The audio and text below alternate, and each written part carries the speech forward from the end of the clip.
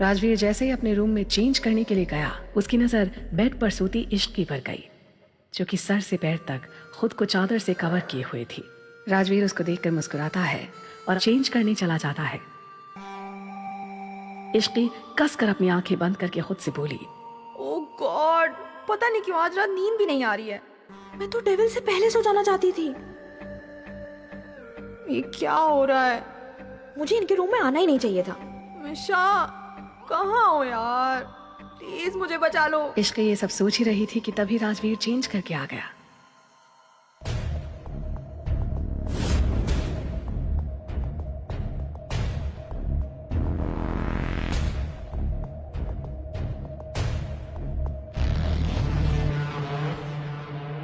यार इश्की, तुझे तो सोने की एक्टिंग करनी भी नहीं आती। अरे जब कॉलेज में सब कह रहे थे कि ड्रामा क्लब ज्वाइन कर ले, तब क्यों नहीं ज्वाइन किया? कुछ सीख जाती तो आज इस डेविल से तो बच जाती। उसने इश्की के बगल में लेटकर उसी के कंबल को अपने ऊपर डाल लिया। उसके ऐसा करते ही इश्की के दिल की धड़कन तेज चलने लगी। राजवीर कुछ देर तक इश्की के चेहरे को देखता रहा और फिर उसके कान के पास जाकर बोला, भाई तुम सोने का नाटक कर रही हो। ये सुनते ही इश्की के चेहरे के एक्सप्रेशंस बदल गए, पर उसने अभी भी अपनी आंखें बंद ही रखी। राजवीर उसके सर को सहलाने लगा। उसकी इस हरकत से इश्की ने आंखें खोल ली, पर तब तक राजवीर अपनी आंखें बंद कर चुका था। इश्की उसे लगातार देखे जा रही थी। उसने राजवीर को इतनी पास से आज पहली बार देखा था। वो मनी मन सोचती है, यार ये डेविल तो है, लेकिन हैंडसम डेविल है। इश्की कॉन्स्टेंटली राजवीर को देखे जा रही थी कि अचानक उसके कानों में एक आवाज सुनाई दी, मुझे देखना बंद करो, अब देखने के लिए पूरी जिंदगी पड़ी है, इसलिए अब सो जाओ। उसके बाद राजवीर ऐसे ही इश्की को अपनी बाहों में लेकर सो गया। कुछ देर में इश्की भी सो गई।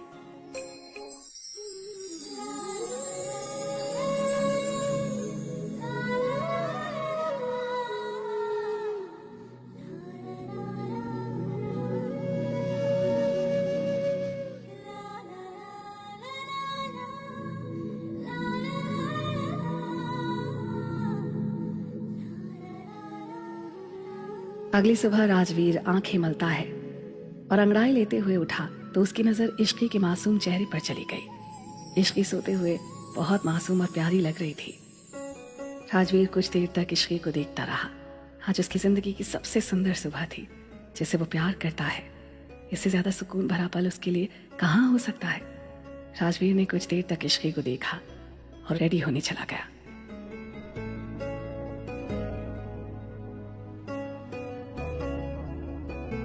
थोड़ी देर बाद राजवीर जब वॉशरूम से बाहर आया, तभी उसने देखा कि इश्की अभी भी आराम से सो रही थी।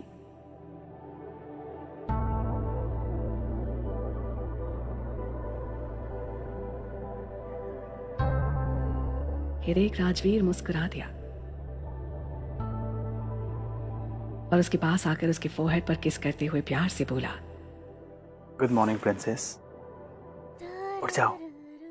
ये सुनकर इश्की दूसरी तरफ पलट कर सो गई।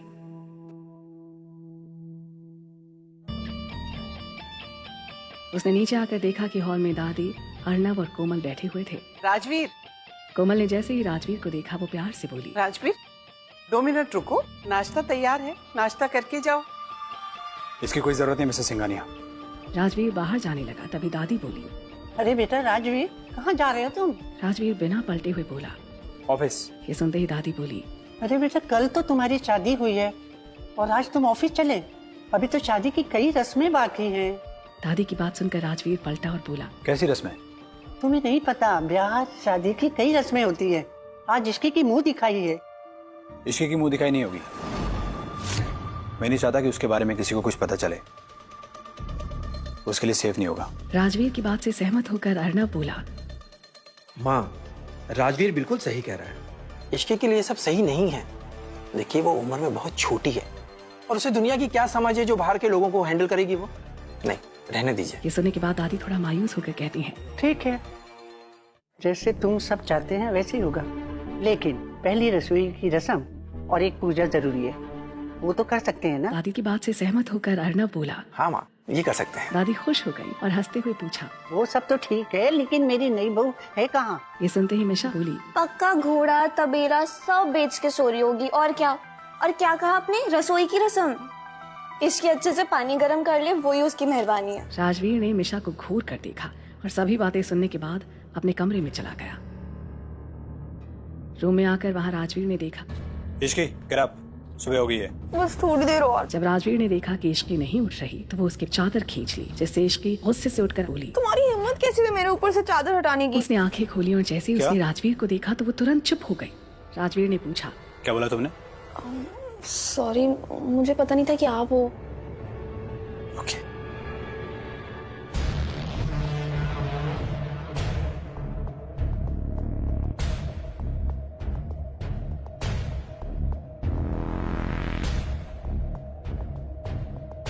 फिर उसके फोरहेड पर किस करके बोला।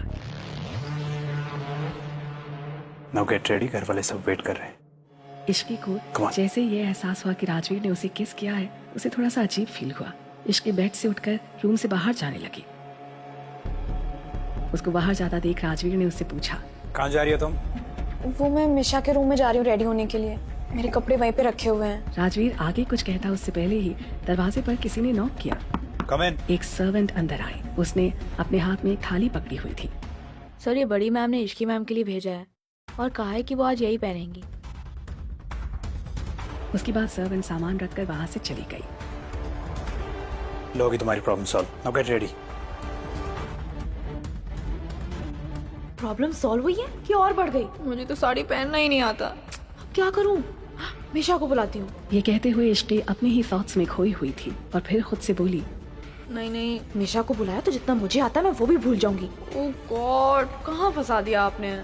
इश्की अभी भी खड़ी खड़ी अपने थॉट्स में गुम है और उसको कुछ सोचते देख राजवीर ने उससे पूछा, क्या देख रही हो? तैयार हो जाओ। इश्की ने जैसे ही राजवीर की आवाज सुनी वो जल्दी से सामान लेकर वॉशरूम की ओर भाग गई।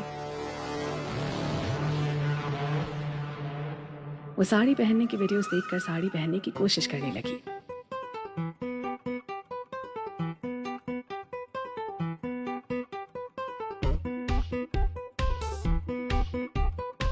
और जैसे तैसे उसने साड़ी पहन ली। फिर आईने में खुद को देखकर बोली, साड़ी तो ठीक ठाक पहन ली तूने इश्की, लेकिन थोड़ा अजीब लग रहा है। कोमल आंटी को बोलती हूँ, वो अच्छे से पहना देंगी। और रूम से बाहर चली गई। बाहर जाते ही उसकी नजर कोमल पर गई तो वो कोमल के पास जाकर बोली, आंटी आपने साड़ी क्यों दी? मुझे तो आता भी नहीं कैसे पहनते हैं। जैसे तैसे मैंने वीडियो देख के पहन ली, लेकिन अब लग रहा है कहीं खुल ना जाए। ये सुनकर कोमल कुछ देर इश्की को देखने लगी। रेड कलर की साड़ी में बहुत खूबसूरत लग रही थी। कोमल ने इश्की से कहा, इश्की तुम बहुत प्यारी लग रही हो, किसी की नजर ना लग जाए।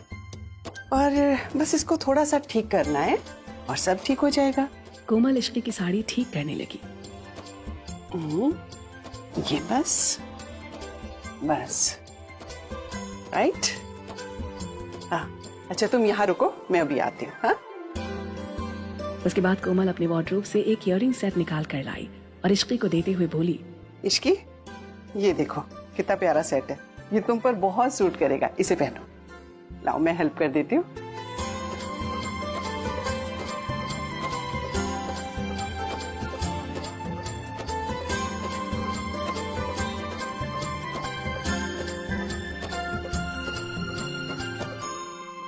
बेटा शादी के बाद तुम्हारा पहला दिन है, तो आज सबका आशीर्वाद ले लो। चलो। जब निशा ने उसको देखा तो उसके पास आकर बोली, क्या बात है इश्की। उप्स भाभी, तुझे तो मैं बाद में बताती हूँ। तभी दादी बोली, जीती रहो बेटी इश्की, आज तुम्हें पहली रसोई की रस्म करनी है। ये सुनते ही इश्की की आंखें बड़ी हो गई। मिशा हंसते हुए दादी से बोली, ज्यादा कुछ नहीं तो हलवा बना लेना, वो भी नहीं आता तो रेसिपी देखकर बना लेना। हलवा मैं बना लूंगी, इश्की उसमें बस कड़छी चला लेगी, इस तरह से रस्म भी पूरी हो जाएगी। दादी बोली, नहीं कोमल, सबके हाथों का स्वाद अलग अलग होता है, इसलिए मैं जानना चाहती हूँ कि इश्की के हाथों के खाने का स्वाद कैसा है, इसलिए हलवा इश्की ही बनाएगी बेटा। दादी की बात सुनते ही मिशा बोली, फिर तो ले लिया आपने खाने का स्वाद। तुम चुप करो, मैं तो बोलती हूँ कम से कम तुम भी सीख लो। हलवा बनाना तो सबको आना ही चाहिए ना बेटा।